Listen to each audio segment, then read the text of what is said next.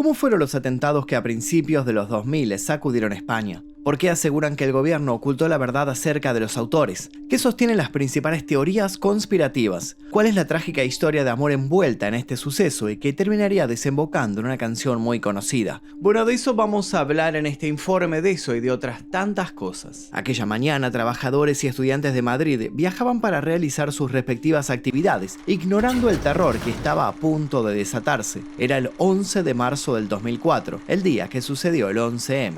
Antes de comenzar me gustaría que me contaran si recuerdan el 11M, si lo vivieron y cómo fue que lo vivieron. Tal vez estaban en España, tal vez estaban en otro país y se enteraron tal vez por las noticias, tal vez tienen la historia de algún pariente que estaba en ese lugar. Quiero leer sus historias aquí debajo, quiero que compartamos entre todos anécdotas de este suceso tan terrible.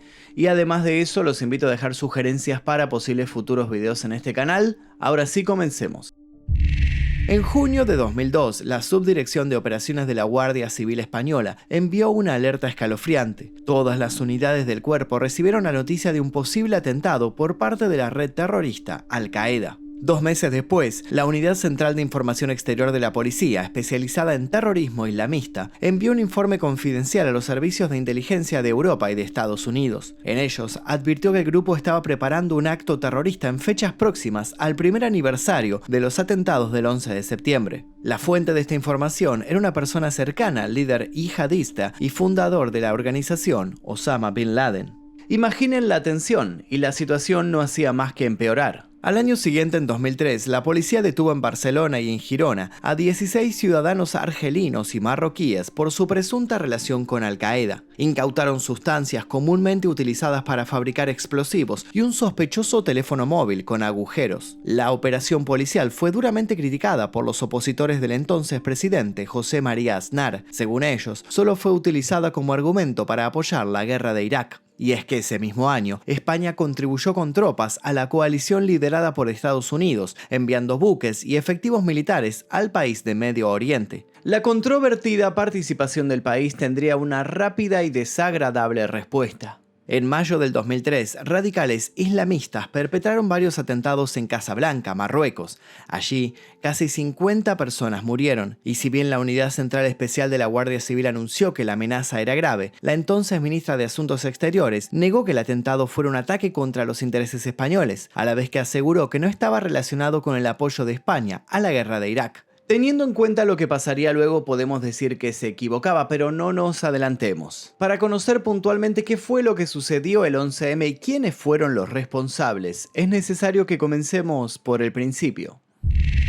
En 1968, la organización terrorista vasca conocida como ETA cometió su primer asesinato, según la mayoría de investigadores. A partir de ese momento, España se vio envuelta a través de los años en la lucha contra el terrorismo. Y en medio de esa turbulenta violencia sucedieron crímenes que marcaron la historia para siempre. El 12 de abril de 1985, un restaurante en Madrid fue el escenario de un atentado que, si bien no puede determinarse su autoría, fue reivindicado por un grupo de la Yihad Islámica, una organización islamista y paramilitar palestina. Aunque el establecimiento solía recibir la visita de militares estadounidenses, las 18 víctimas fallecidas resultaron ser españolas. Además, más de 100 personas resultaron heridas. Meses después, más precisamente el 1 de julio de ese mismo año, las oficinas de las compañías aéreas Trans World Airlines y Alia Royal Jordanian Airlines en Madrid sufrieron atentados terroristas con armas de fuego y explosivos. En esta ocasión, una persona falleció y otras 29, en su mayoría de nacionalidad española, resultaron heridas. El ataque fue atribuido a Fatah RC, una organización terrorista palestina. Así fue como desde 1999 la Comisaría General de Información de la Policía emitió diversos informes que indicaron que España, al ser un puente entre África y Europa, funcionaba como refugio y servía de apoyo logístico a activistas de diversos grupos radicales islamistas.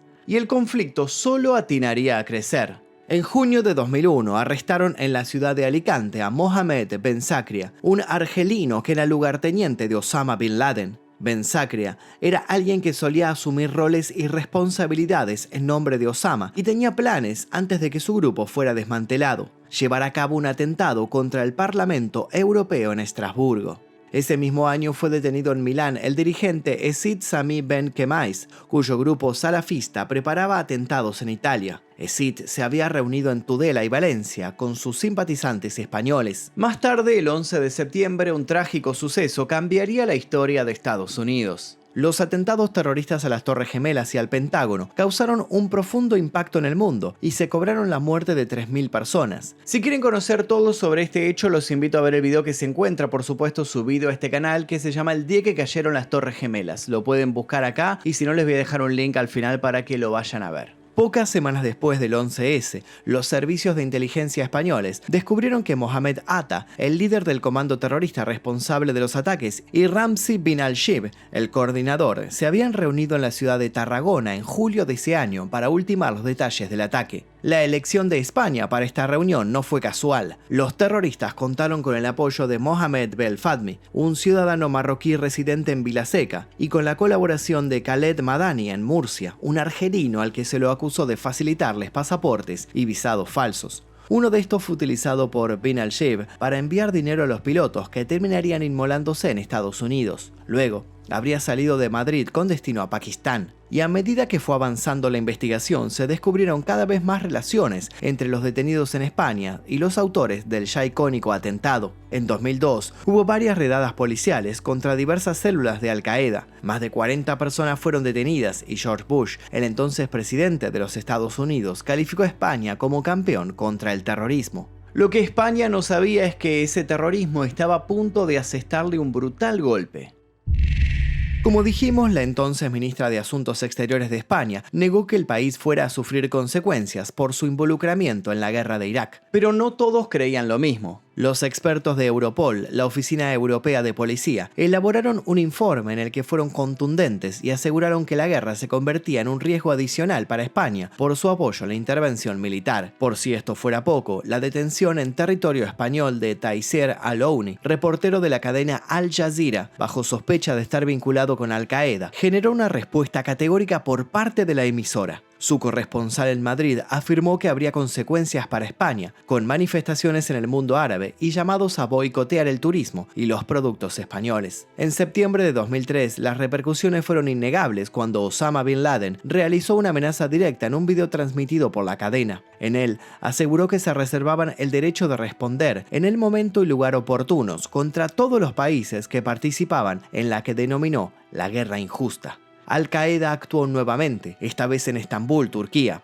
Tras los ataques, la Comisaría General de Información de la Policía redactó informes sobre la posibilidad de un atentado del grupo terrorista en España. Aunque admitieron que no tenían ningún dato concreto, desconocían el objetivo, la fecha o la identidad de los presuntos autores. Por desgracia, el objetivo y la fecha ya estaban fijados, y era muy cercano todo. Y es así como nuestra historia vuelve al principio. A primera hora de la mañana del 11 de marzo de 2004, trabajadores y estudiantes del corredor de Henares y Vallecas realizaban su rutina acostumbrada. Sobre los vagones de distintos trenes se dirigían hacia sus trabajos y escuelas, ignorando por completo lo que estaba a punto de ocurrir. Varios terroristas aprovecharon los 2 minutos que los trenes se detuvieron en Alcalá, además del mar de gente agolpándose, para colocar unas mochilas cargadas de explosivos. Finalmente, entre las 7:36 y las 7:40, se desató el horror. A través de teléfonos celulares se activaron bombas compuestas por dinamita plástica, tornillos y clavos, con detonaciones provocadas por Goma 2 Eco, un potente explosivo de fabricación española, utilizado comúnmente en minas. Comenzó la pesadilla. 10 explosiones en 4 trenes que circulaban por la línea férrea que une la estación de Alcalá de Henares y la estación de Atocha se produjeron de forma casi simultánea. Uno de los ferrocarriles se encontraba en la calle Teles, otro en Atocha, un tercero en El Pozo y un cuarto en la estación de Santa Eugenia. El pánico se apoderó de los pasajeros mientras observaban escenas que luego algunos describieron como las de una guerra. Innumerable cantidad de personas ensangrentadas y heridas, vagones destruidos, los andenes totalmente colapsados. La escena realmente era terrorífica. Los equipos de emergencia tuvieron que actuar rápidamente. Para ello, incluso establecieron un hospital de campaña en las instalaciones de un polideportivo, ubicado aproximadamente a 50 metros del sitio de la explosión producida en la calle Teles. Allí les realizaron los primeros auxilios a los lesionados, mientras planificaban los correspondientes traslados a los distintos centros médicos. Investigaciones posteriores determinaron que algunos fallos, sumado a trenes que llevaban minutos de retraso, disminuyeron considerablemente el número de muertes. Aún así, el resultado fue atroz. 190 personas de 17 nacionalidades murieron en las diversas estaciones y siendo trasladadas a varios hospitales. Además, otras 1.857 resultaron heridas en el atentado terrorista, en el que fueron utilizadas 13 bombas. La conmoción fue inmensa en toda España y la reacción no se hizo esperar.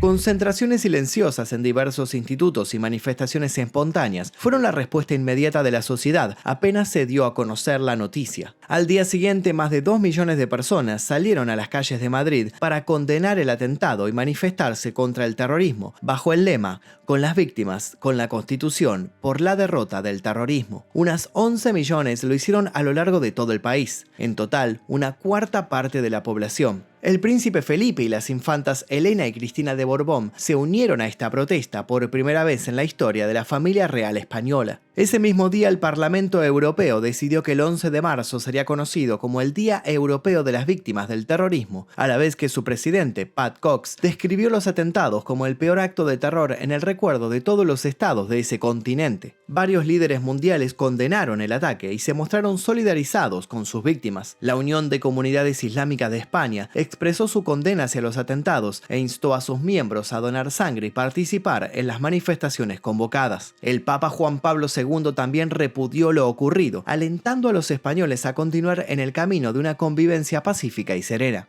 En Francia, las banderas ondearon a media asta hasta 3 días, acompañando el luto español. Polonia y Portugal declararon el 12 de marzo Día de Luto Nacional. Estados Unidos, por su parte, ofreció su apoyo para identificar a los autores. Países enteros entonando el himno de España, repicando campanas y ofreciendo minutos de silencio. Lamentablemente, con el correr del tiempo, las repercusiones del hecho seguirían ocurriendo. El 10 de mayo, un bebé recién nacido falleció a causa de las heridas que su madre había sufrido en el ataque. El número de muertes para ese entonces ascendió a 191. Las consecuencias físicas y psicológicas resultaron devastadoras para los cientos de sobrevivientes y los familiares de las víctimas. Con el propósito de brindar apoyo a estas personas fue que surgió, 3 meses después del atentado, la Asociación 11M Afectados del Terrorismo. Esta organización, compuesta por víctimas y familiares, tiene como objetivo principal preservar la memoria histórica y proporcionar ayuda a aquellos afectados por actos terroristas. Para el año 2011, el Ministerio del Interior ya había indemnizado a más de 3.500 afectados por un total de aproximadamente 314 millones de euros. Además, se concedieron 449 tarjetas de residencia a víctimas y 451 a sus familiares. Luego de 10 años, en 2014, otra víctima que hasta ese momento había permanecido en coma terminó falleciendo. El número final de muertos concluyó en 192. La versión oficial, respaldada por la investigación judicial, señaló finalmente que los perpetradores fueron miembros de una célula terrorista islamista vinculada a la red Al-Qaeda y que la motivación de los atentados fue la participación española en la guerra de Irak. Por el delito fueron condenados 3 hombres, 2 en calidad de autores y 1 en colaborador. La furgoneta utilizada, los detonadores, la bomba desactivada, los teléfonos móviles, las llamadas, las huellas, el ADN y una larga lista de pruebas ayudaron a determinarlo. Además, otras 19 personas fueron condenadas por otros delitos y 7 fueron absueltas. Aunque hay quienes comenzaron a sostener que la ocupación de Irak no fue la causa del ataque, sino un pretexto y una posterior justificación, asegurando que todo estaba planeado más de un año antes de que España colaborara en la guerra. Afirmaron que la motivación real fue la venganza, ya que España era muy activa en la lucha contra el terrorismo internacional y había logrado desmantelar ciertas células del yihadismo, arrestando a decenas de sus miembros. Otros, por su parte, negaron de manera tajante toda la versión oficial y comenzaron a tejer sus propias explicaciones y conspiraciones. Diversos periodistas y otras personas que investigaron los atentados del 11 de marzo formularon una serie de hipótesis que fueron difundidas durante más de 10 años por la prensa, radio, televisión y diarios en un escenario sin precedentes. Hasta ese momento ningún medio importante había cuestionado el trabajo de la justicia, la fiscalía y las fuerzas y los cuerpos de seguridad en la lucha contraterrorista. Al principio se dudó de la veracidad de la mochila que no llegó a explotar, a la vez que se sugirió la posibilidad de que la investigación hubiese sido saboteada por la policía, entregándose para ello informes contradictorios, declaraciones manipuladas y documentos falsos. Luego se comenzó a criticar duramente al jefe de los TEDx, los especialistas en desactivación de artefactos explosivos, ya que a través de él pasaba la primera información obtenida que debía ser informada a autoridades superiores. En los primeros momentos de estas teorías nacieron los Peones Negros, un grupo apoyado por el periodista Luis Del Pino, que reunió gran cantidad de personas escépticas respecto a la versión oficial. Del Pino creó un blog en el que un movimiento de investigación ciudadano se dedicó a analizar teorías, debatirlas e intercambiar comentarios al respecto. Y no solo participaban activamente a través de la virtualidad, también se manifestaban los días 11 de cada mes por toda España, homenajeando a las víctimas y exigiendo la verdad. Todos coincidían en algo: hubo gran cantidad de fallos, negligencias y contradicciones en la investigación policial. Para quienes apoyan estas teorías de conspiración, todo esto fue manipulación intencionada. Sostenían principalmente que los autores del hecho habían sido de origen local, más precisamente la ya mencionada organización terrorista vasca conocida como ETA. Aseguraban que el verdadero objetivo era lograr un cambio en el gobierno. Para ello, implicaron al Partido Socialista Obrero Español, mejor conocido como PSOE, quien se vio beneficiado en las elecciones generales que tuvieron lugar 3 días después del atentado. También involucraron a los servicios secretos marroquíes y franceses, considerando su participación en los ataques como parte de una estrategia geopolítica más amplia, y aseguraron que se emplearon tipos de explosivos diferentes a los oficialmente declarados, cuestionando la naturaleza de los ataques. En la vereda contraria, quienes apoyaban la versión oficial y señalizaban a los yihadistas, sostenían que las teorías conspirativas se fundamentaban en información parcial, datos o noticias sacados de contexto y hechos que los teóricos pasaron por alto por resultar en realidad irrelevantes para la investigación. También criticaron con dureza algunos sucesos insólitos, como el hallazgo de un registro domiciliario de un temporizador que los adeptos a las teorías de conspiración aseguraron que pertenecía al sistema de activación de bombas de ETA y que resultó ser en realidad la pieza de una lavadora. Aunque los ataques terroristas suelen causar en la población un impacto que genera unión, en España esto solo ocurrió durante las primeras 24 horas. Luego, la fractura social se hizo evidente. Y sobre todo la tensión política tomó un gran protagonismo. A pesar de que una facción cercana a Al-Qaeda reivindicó el atentado la misma noche del ataque, el gobierno liderado por José María Aznar se negó a reconocer la conexión del suceso con grupos yihadistas y señaló desde un inicio a ETA como responsable. Miles de personas se manifestaron exigiendo saber la verdad sobre la autoría de los ataques, a la vez que acusaron al gobierno de mentir.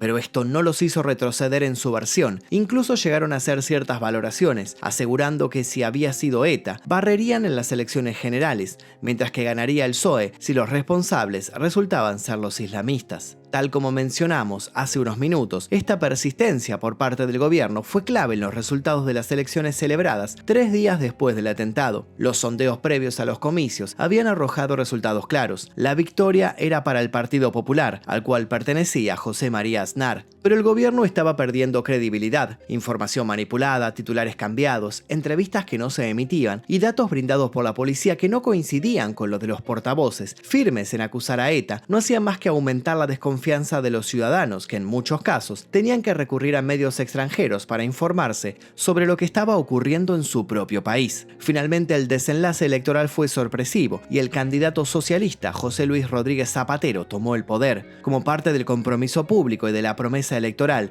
luego de 5 semanas del trágico 11 de marzo, el nuevo presidente anunció la retirada de las tropas españolas en suelo iraquí. Nuevamente las opiniones quedaron divididas. A pesar de la tranquilidad de algunos, hubo otras voces que consideraron que esa respuesta significó a los ojos del mundo una sola cosa: España había cedido ante el terrorismo de Al-Qaeda. Lo cierto es que hay una única certeza, y es la cantidad de víctimas mortales que ese suceso tuvo que lamentar. Víctimas con cientos de historias que a veces llegaron a trascender la muerte. Mientras se llevaban a cabo las operaciones de rescate y se evaluaban los daños, se halló en el desastre el diario íntimo de una joven que, como muchos otros ciudadanos, usaba con frecuencia el tren para trasladarse, y en este volcaba sus emociones escribiendo un relato muy particular. Narraba cómo se había interesado en otro joven desconocido con el que solía coincidir en sus viajes y cómo, con el correr del tiempo, fue enamorándose de él, aunque tenía una gran desventaja: era insegura y tímida, por lo cual nunca llegaba a declararle sus sentimientos. Inspirado en esta historia real, el grupo musical La Oreja de Van Gogh compuso una canción titulada Jueves, que hoy en día es una de sus piezas más conocidas y está dedicada a todas las víctimas de los atentados del 11 de marzo. La banda esperó 4 años para lanzarla, intentando así evitar el morbo y respetar el dolor de las víctimas. Sus integrantes se pronunciaron al respecto, asegurando que es una historia de amor sobre la que nunca hubieran querido escribir. En el videoclip realizado se puede observar a personas de diferentes edades en blanco y negro, en señal de luto. Cada tanto unas luces aparecen de manera intermitente, emulando el vagón de un tren, y el final es sencillamente escalofriante. La luz de quienes aparecen se va apagando de a poco, en alusión al momento en que ocurrió el ataque. El dinero generado por esta canción fue destinado a la asociación 11M, afectados del terrorismo, y fue tan exitosa que logró un disco de oro por las descargas digitales en España, además de alcanzar altos puestos en diferentes países. Aparte de esta conocida canción, numerosos artistas reconocidos compusieron otras en homenaje a las víctimas. El suceso también inspiró gran cantidad de obras literarias, películas, documentales y series. No hay dudas de que este hecho aberrante quedará grabado en la memoria colectiva de España, ya que marcó un antes y un después en la historia del país. Pero por sobre todo, lo más importante, nos recuerda que la amenaza terrorista es un asunto serio, que requiere acciones contundentes y una atención constante, dado que pone de manifiesto tensiones profundas que están lejos, muy lejos de ser resueltas. Y hasta aquí el video del día de hoy, espero que les haya interesado la historia que contamos sobre el 11M. Si quieren compartir sus propias historias, aquí debajo vamos a estar leyendo todos sus comentarios. También los invitamos a dejar sugerencias para posibles futuros videos en este canal. Les dejo un par de videos aquí para que sigan haciendo maratón y sin nada más que decir me despido. Mi nombre es Magnus Mephisto y esto fue El Día Que...